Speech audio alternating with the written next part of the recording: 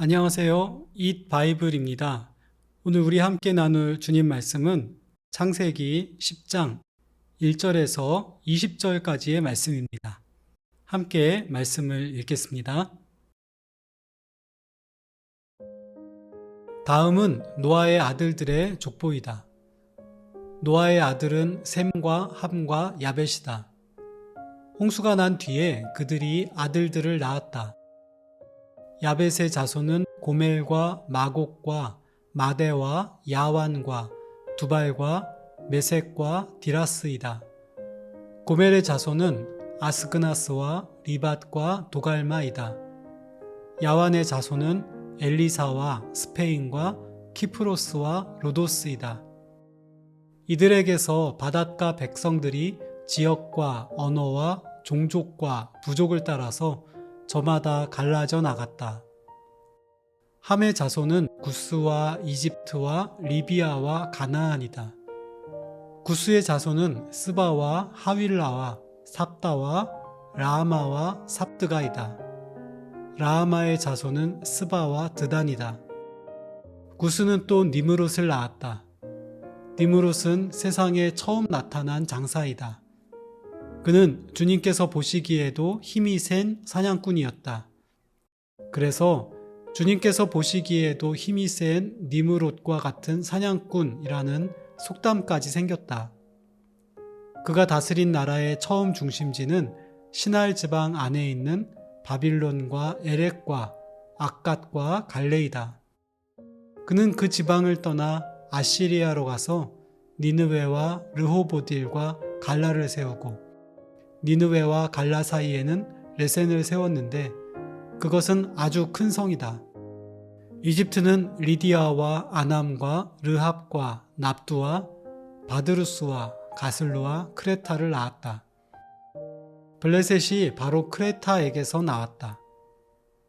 가나안은 맏아들 시돈을 낳고 그 아래로 헷과 여부스와 아모리와 기르가스와 히위와 알가와 신과 아르왓과 스말과 하맛을 낳았다. 그 뒤에 가나안 족은 사방으로 퍼져나갔다. 가나안의 경계는 시돈에서 그라를 지나서 멀리 가사에까지 이르렀고 거기에서 소돔과 고모라와 아드마와 스보임을 지나서 라사에까지 이르렀다. 이 사람들이 종족과 언어와 지역과 부족을 따라서 갈라져 나간 함의 자손이다. 홍수 이후에 노아의 세 아들들은 하나님의 언약대로 생육하고 번성했습니다.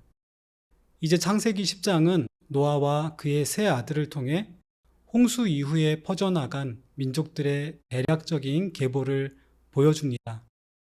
물론 여기에 등장하는 개인과 민족들이 당시에 존재하는 모든 민족들을 총망라한 것이라고 말하기는 어렵습니다. 또 가문의 세대 관계로 기록된 관계들이 반드시 아버지와 아들 부자 관계라고 단정할 수는 없습니다. 아마도 이 중에는 공신 관계로 맺어진 관계들도 있을 것입니다. 아무튼 이 자료는 창세기의 초기 독자들뿐만 아니라 후대를 사는 우리들에게도 매우 흥미로운 정보가 아닐 수 없습니다. 먼저 본문은 창세기 기록 당시를 기준으로 온 세계의 민족과 국가들을 소개하며 그들의 뿌리까지 밝혀줍니다. 둘째로 선택받은 셈의 계열과 저주받은 함의 계보, 그리고 야벳의 계보를 구분하고 각 계보가 미래의 아브라함으로 시작될 이스라엘과 어떤 식으로 연결되는지를 보여줍니다. 셋째, 하나님이 이스라엘을 통해 얼마나 광범위한 세계에 복 주고 싶어 하시는지 그 범위도 쫙 펼쳐볼 수 있습니다. 이 본문을 읽는 독자들은 이스라엘이 온 세상을 향한 하나님의 구원 계획의 핵심이라는 사실을 눈치챌 수 있을 것입니다. 오늘 본문은 먼저 야벳과 함의 계보를 소개합니다. 이것은 하나님 백성의 정통 계보가 셈의 집안으로 가기 때문에 먼저 다른 형제들을 소개해 주는 것입니다. 야벳은 고멜, 마곡, 마대, 야완, 두발, 메색, 디라스 등의 아들을 낳았습니다. 야벳의 2세들 중 고멜은 아스그나스, 리밧, 도갈마를 낳았고, 야완은 엘리사, 스페인, 키프로스, 루도스를 낳았다고 소개합니다.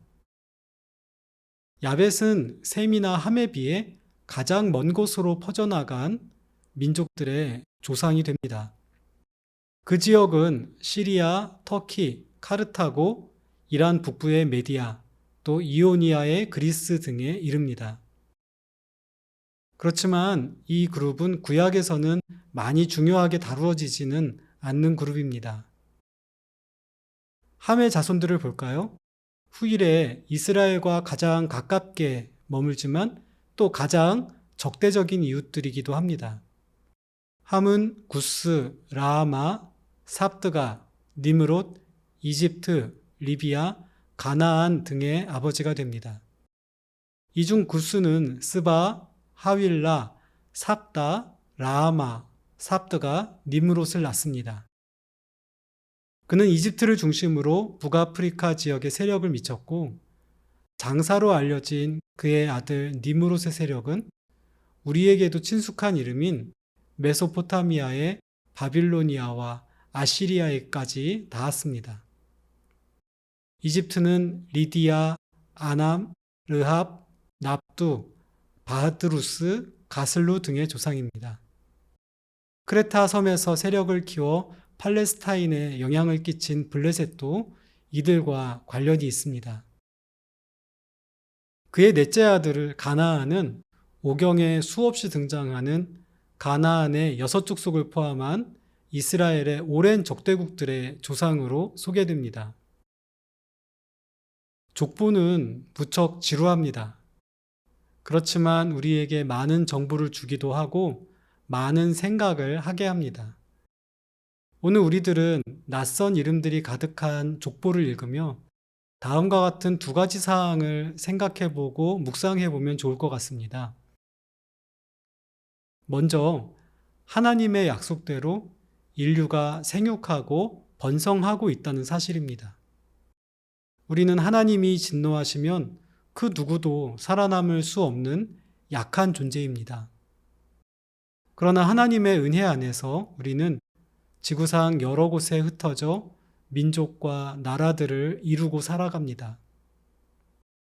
그곳에 뿌리를 내리고 경제 활동을 통해 문화를 일구며 살아갑니다.